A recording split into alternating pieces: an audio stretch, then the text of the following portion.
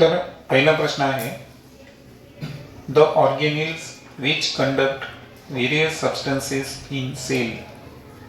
म्हणजे पेशीमध्ये जे बऱ्याच पदार्थांचं वहन होतं, कंडक्शन, ते कोणतं सेल ऑर्गेनिल्स करतं. तर त्याचा आन्सर आहे एंडोप्लाझ्मिक रेटिक्युलम, ज्याला आपण शॉर्टकटमध्ये ER म्हणतो. मराठीमध्ये त्याला आंतरद्रव्य जालिका म्हणतात. दुसरा प्रश्न आहे, right connection of endoplasmic reticulum. तर आन्सर आहे पहा की जे एंडोप्लाझ्मिक रेटिक्युलम आहे हे इनर साईडला न्यूक्लियस म्हणजे केंद्रकाला अटॅच असते आणि आउटर साईडला plasma membrane. So endoplasmic रेटिक्युलमचं connection तुम्ही लक्षात ठेवायचं की इनर साईड आतल्या बाजूला ती न्यूक्लियसला अटॅच असते आणि आउटर साईडला प्लाझ्मा मेम्ब्रेन. प्लाझ्मा मेम्ब्रेन हे वनस्पती पेशीमध्ये पण असतं, प्राणी पेशीमध्ये पण असतं. फक्त वनस्पती पेशीमध्ये ते सर्वात बाहेरचं आवरण नाही, पण प्राणी पेशीमध्ये सर्वात बाहेरचं आवरण असतं.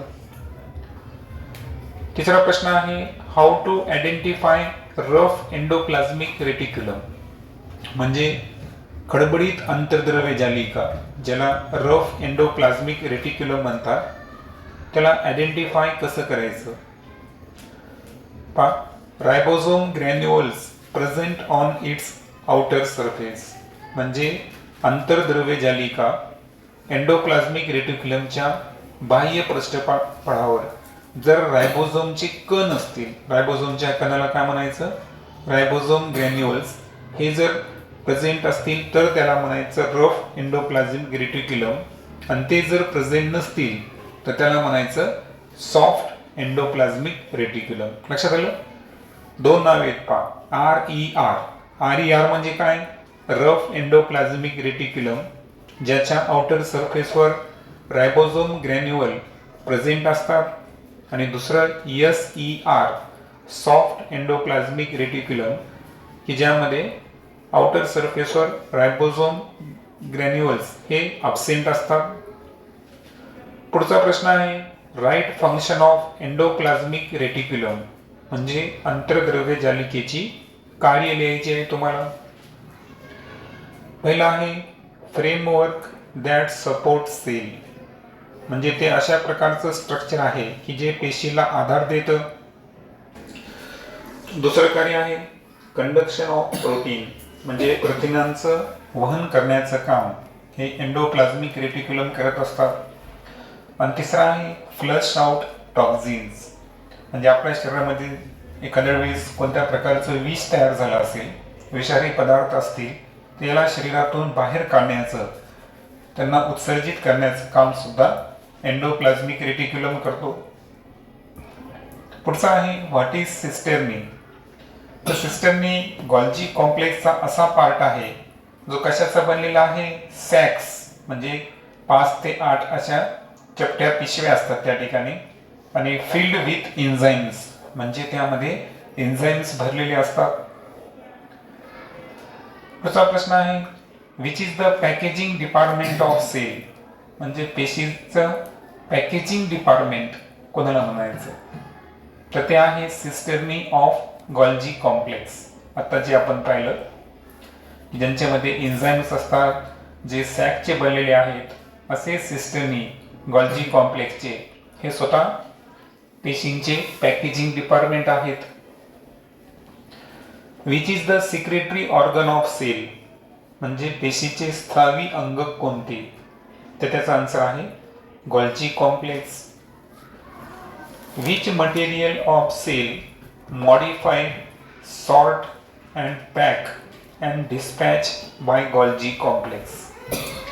मग आता असे पेशीमधले कोणते कोणते पदार्थ आहेत की ज्यांना मॉडिफाय म्हणजे विकसित करणे, सॉर्ट म्हणजे त्यांची विभागणी करणे, पॅक म्हणजे त्यांची जसं तुम्ही पॅकिंग म्हणता, आणि डिस्पॅच म्हणजे वितरण.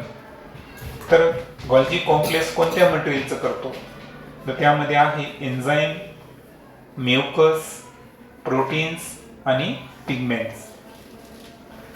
Which organelles produce by Golgi complex. आता असे कोणते अवयव आहेत की ज्यांची निर्मिती गॉल्जी कॉम्प्लेक्सकडून होते. त्यामध्ये एक आहे व्हॅक्युअल्स आणि दुसरा आहे सिक्रेटरी व्हेसिकल्स. तर व्हॅक्युअल्स आणि सिक्रेटरी व्हेसिकल्स यांची निर्मिती ही गॉल्जी कॉम्प्लेक्सकडून होते. Golgi complex help in the formation of. मग गॉल्जी कॉम्प्लेक्स पेशीचे कोणकोणते घटक आहे ऑर्गेनिल्स की ज्याच्या निर्मितीमध्ये भाग घेतो. त्यामध्ये एक आहे सेल वॉल, पेशी भित्तिका, प्लाझ्मा मेम्ब्रेन ज्याला आपण सेल मेम्ब्रेन सुद्धा म्हणतो, आणि तिसरा आहे लायझोझोम्स. त्यानंतर पुढचा प्रश्न आहे black reaction and Golgi complex describe by which scientist. तर गॉल्जी कॉम्प्लेक्सचा शोध लावणारे आणि ब्लॅक रिॲक्शन जी काळी अभिक्रिया आहे रंजक तंत्रज्ञानासंदर्भात, तर ती कोणत्या वैज्ञानिकानं मांडली. तर त्याचा आन्सर आहे Camillo Golgi. For what work Camillo Golgi won Nobels. मग कॅमिलिओ गॉल्गीला सॅन्टियागो काजल यांच्यासोबत नोबेल पारितोषिक कशाबद्दल मिळालं. तर आन्सर आहे study of nervous system. Which cell organelle digest waste. म्हणजे जे टाकाऊ पदार्थ असतात त्यांचं पचन करणारं पेशीचा अवयव कोणता. तर ते आहे lysosome. How is the structure of lysosome. म्हणजे लायझोझोमचं स्ट्रक्चर कसं असतं. तर लायझोझोम हे सिंगल मेम्ब्रेन बाउंड सॅक्स आहे. म्हणजे एकेरी आवरण असणारा एक साधं पिशवीसारखा भाग आहे फिल्ड विथ डायजेस्टिव्ह एन्झाईम. आणि लायझोझोममध्ये काय असतात, डायजेस्टिव्ह एन्झाईम असतात आणि म्हणून वेस्ट सबस्टन्सला ते डायजेस्ट करू शकतात. Right function of lysosome. लायझोझोमचं कार्य काय आहे. पहिला आहे डिस्ट्रॉय व्हायरस अँड बॅक्टेरिया. तर विषाणू आणि जीवाणू यांना नष्ट करणे. दुसरा आहे ॲटोलायसिस, म्हणजे ज्या मृत पेशी असतात तर त्यांना डायजेस्ट करण्याचं काम हे प्रोसेसला म्हणतो आपण ॲटोलायसिस, ते सुद्धा लायझोझोम करतात. बस्टिंग आफ्टर डेड, आणि मृत पेशी ज्या आहेत ह्या बस्ट होतात लायझोझोममुळेच. And digest stored proteins and fats during starvation. म्हणजे जेव्हा उपासमार असते तेव्हा प्रथिने आणि मेद म्हणजे प्रोटीन आणि फॅटला डायजेस्ट करण्याचं काम लायझोझोम करतात. In which part of cell energy is produce. म्हणजे पेशीचं ऊर्जा केंद्र कोणतं, ज्याला power house of the cell म्हणतो आपण, तर ते कोण आहे मायटोकॉन्ड्रिया. मराठीमध्ये त्याला आपण तंतुकणिका म्हणतो. What is cristae. तर क्रिस्टा काय आहेत. आता मायटोकॉन्ड्रिया जी आहे ना ती दुहेरी आवरण असणार आहे, डबल मेम्ब्रेन. तर मायटोकॉन्ड्रियाचं जे आउटर मेम्ब्रेन आहे ना ते पोरस आहे म्हणजे सच्छिद्र, आणि इन्नर मेम्ब्रेन जे आहे ते डीपली फोल्डेड म्हणजे त्याला बरेचसे असे फोल्ड असतात आणि त्याच फोल्डला म्हणायचं क्रिस्टाय.